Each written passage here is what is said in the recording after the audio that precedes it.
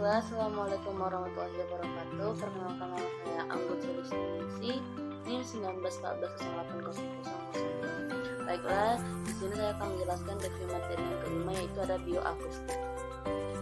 Adapun yang pertama yaitu pengertian bioakustik. Bioakustik terdiri dari dua suku kata, yaitu bio yang artinya hidup dan akustika yang artinya kajian getaran dan bunyi.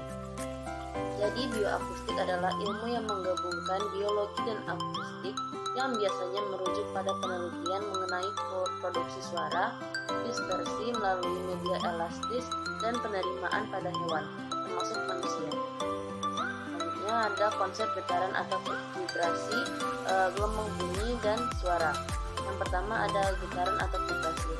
Pengertiannya yaitu ada pengertian vibrasi udara dan getaran mekanis. Pertama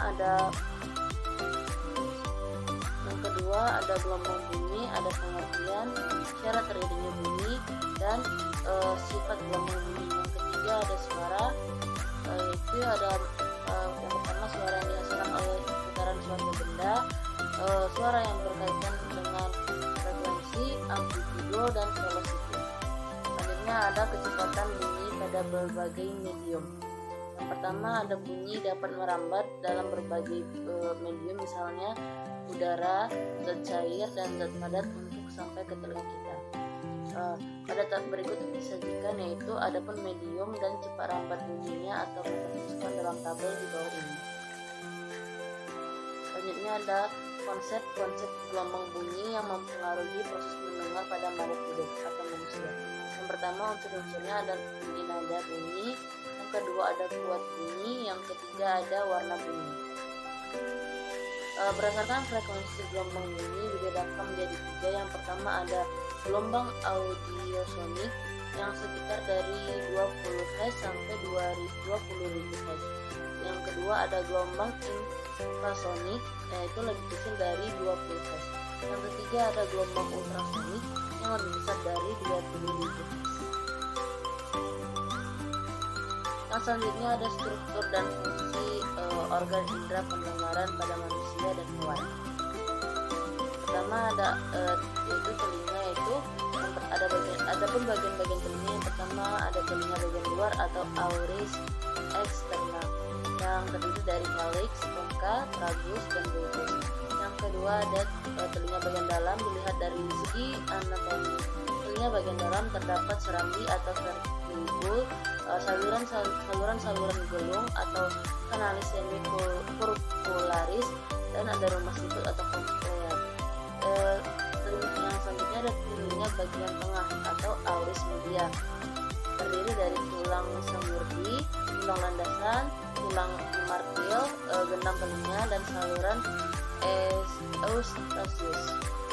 Selanjutnya ada proses pendengaran manusia.